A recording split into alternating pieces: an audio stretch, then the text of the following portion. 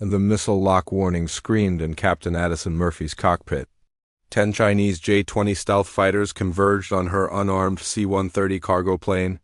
She had 3 minutes to live, maybe less. Eco Base, Cargo 72 is under attack. Multiple enemy fighters inbound. Static, they jammed her radio. A cannon burst tore through her left engine. The lumbering transport shuddered, smoke streaming behind it.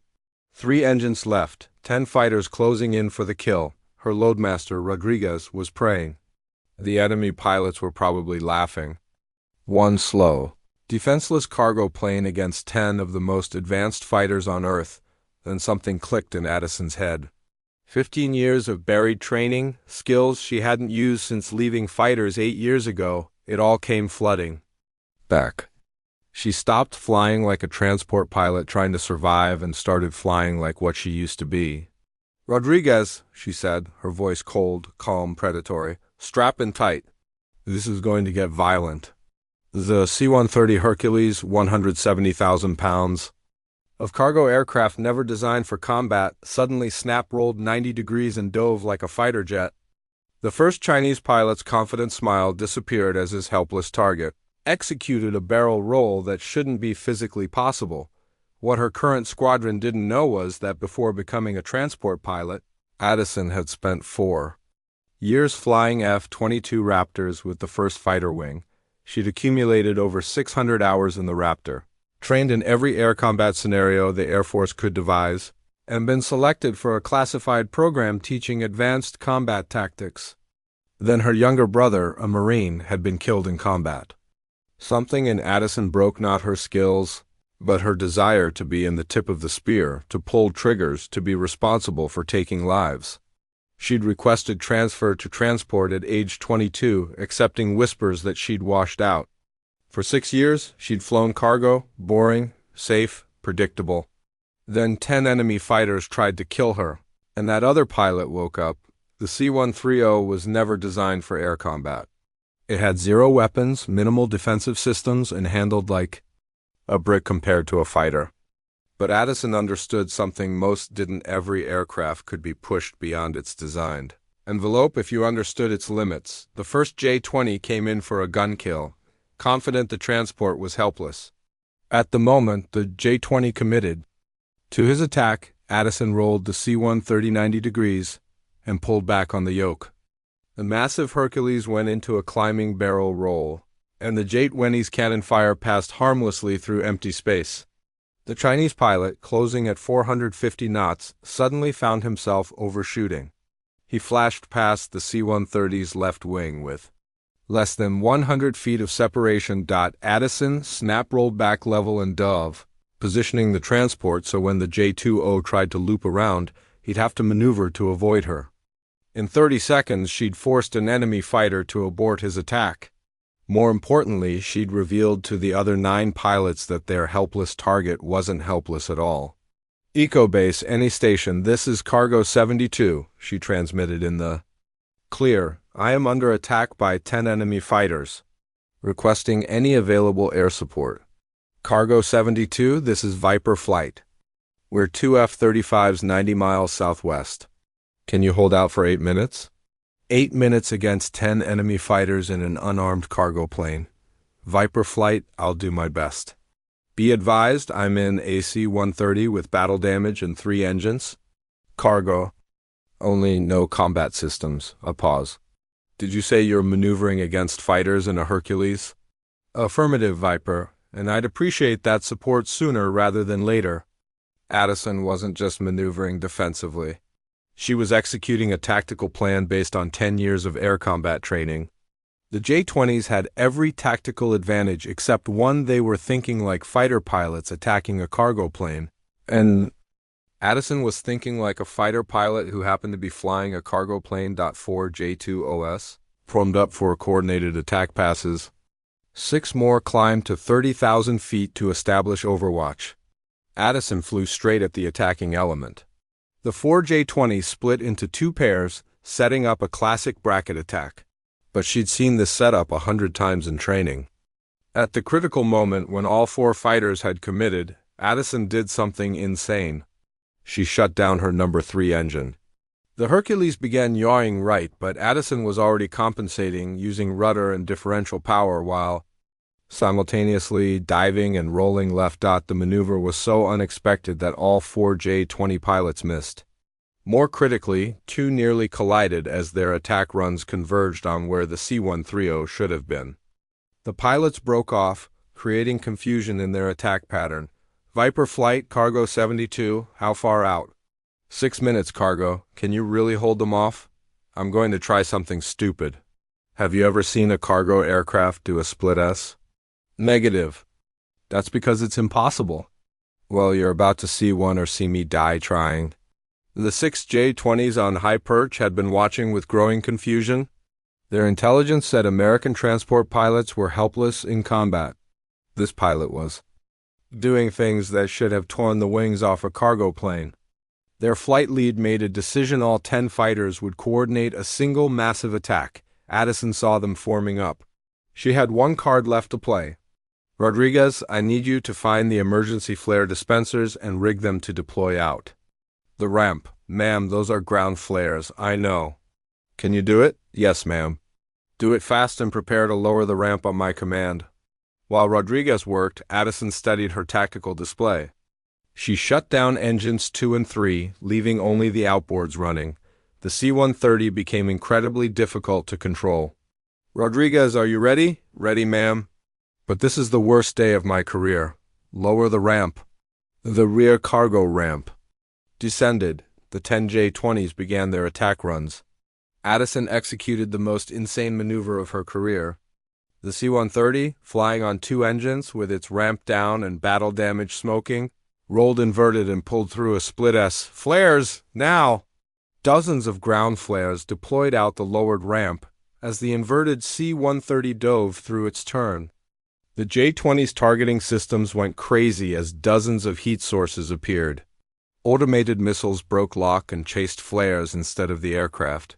Addison completed the split S, rolled upright, restarted engines, and leveled out barely 1,000 feet above the ocean. Rodriguez, ramp up.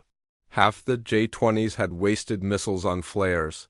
The others were reforming for gun attacks, but the C-130 was at wavetop level, making any attack run dangerous. Addison checked her clock.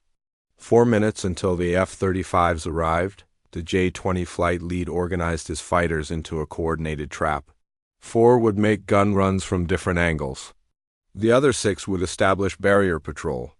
But Addison noticed something: the 4 attacking fighters had spread out, meaning each was temporarily alone without mutual support. She waited until the first J-20 committed to his attack. Then she turned into the attack. The massive C-130 snap-rolled and turned directly at the approaching fighter. The J-20 pilot had to decide break off or take the shot. He chose wrong. He took the shot, his cannon rounds passing just above the C-130's cockpit. At the last second, the J-20 broke hard left. Pulling massive Gs, he flew directly into the path of his wingman. The 2 J-20s didn't quite collide, but both had to abandon their attacks. Fighter 3 aborted his run. Fighter 4 pressed his attack, but Addison had already dropped to 50 feet above the ocean. The J-20 pilot broke off rather than risk flying into the water. Viper flight, Cargo 72. Please tell me you're close. 2 minutes out. What's your situation? 6 enemy fighters forming barrier patrol, 4 trying to reorganize for gun runs. I'm at 50 feet, 3 engines, flying on fumes and willpower. How the hell are you still alive? Long story. Recommend you come in fast and hot. The 2 F-35s came screaming in at Mach 1.2. Major Sarah Blackwood had never seen anything like her radar. Showed 1 damaged C-130 at wavetop level. 10 enemy stealth fighters in aggressive formation, and the transport had been evading for almost 9 minutes. Viper 2, you seeing this? That C-130 pilot must be insane or really good. Viper flight, weapons free? The 6 J-20s on barrier patrol never saw the F-35s until missiles were in flight. 2 J-20s died in the first 15 seconds. The remaining 4 scattered. Viper flight pressed the attack. Another J-20 went down. But the 4 J-20s attacking the C-130 turned to engage. Calculating they had numerical superiority 4 versus 2. The fight spiraled across 50 miles of sky. Viper 2 splashed one J-20 with a gun kill. Blackwood nailed another with her last missile. That left two J-20s, and both F-35s were Winchester out of missiles. The remaining J-20s had the same problem.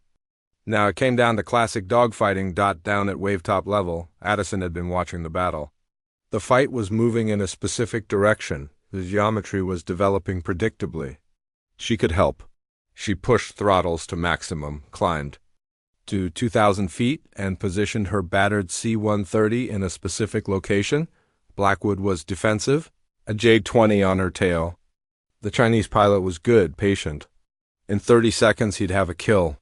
Viper League Cargo 72, I'm at your 2 o'clock low, 2,000 feet. If you can drag that J-20 past my position, I can help. Cargo, how can you possibly help? Trust me, Major, just fly past my left side, about 500 feet lateral separation. Blackwood dove toward the C-130's position, the J-20 following. As she approached, she saw why the transport had positioned there. The C-130 was flying perpendicular to her direction of travel. At the exact moment, the J-20 was focused on getting a firing solution. Addison turned directly into the J-20's flight path. The J-20 pilot saw the massive C-130 suddenly filling his canopy. His threat warning screamed. He had 1 second to react. He broke hard right, abandoning his attack to avoid collision. That maneuver put him into a terrible energy state nose high. Bleeding speed, vulnerable, but Blackwood reversed her turn and took the shot. Her cannon rounds walked across the J-20's fuselage. The fighter's engine exploded and the pilot ejected. Splash 1. Cargo 72, I don't know what you just did, but thank you. Viper 2 used the distraction to maneuver onto his J-20's tail. He fired. The last enemy fighter went down. All bandits splashed. Area clear. For the first time in 12 minutes, Addison allowed herself to breathe. Thanks for the assist. I'm heading to Echo Base. 3 engines, multiple systems damaged, running. On fumes, Roger, and when we land you owe me an explanation. The C-130 limped into Echo Base 30 minutes later, scorched, leaking, riddled with bullet holes. As Addison climbed out, exhausted, she saw a crowd gathering. Major Blackwood was there, along with the base commander, Colonel Hill, and 50. Other people who'd heard the transmissions and couldn't believe what they'd heard. Captain Murphy, Hill said slowly, you maneuvered a C-130 through 12 minutes of air combat against 10 enemy fighters. How? Addison looked at the crowd at the damaged aircraft. Sir, I have a confession. I'm not just a transport pilot. She explained everything 4 years in F-22s, the combat training, the transfer after her brother died. 6 years of flying cargo, trying to forget. Hill listened in silence. Captain, you just saved your crew and prevented classified contents from falling into enemy hands. You demonstrated flight skills I didn't think were possible. Blackwood stepped forward. Sir, what Captain Murphy did wasn't just skilled flying. It was combat aviation at the highest level. She thought like a fighter pilot and used tactical geometry most transport pilots wouldn't understand. She saved my life. I was just trying to survive, Addison said quietly. No, Blackwood shook her head. You were fighting. And you were damn good at it. 600 hours in the Raptor? That's mastery. And you've been flying cargo for 6 years? That's a waste of talent. Sir, I recommend Captain Murphy for immediate reassignment back to fighters. Addison felt her chest tighten. Major, I left fighters for a reason. My brother died serving his country, Blackwood interrupted gently. Today you honored his memory by using every skill you have. You think he'd want you hiding when you could be making a real difference? I don't know if I can go back to being the one who what? Pulls the trigger? Hill's voice was firm, but kind. You didn't fire a shot today, but you fought one of the most effective defensive actions I've ever seen.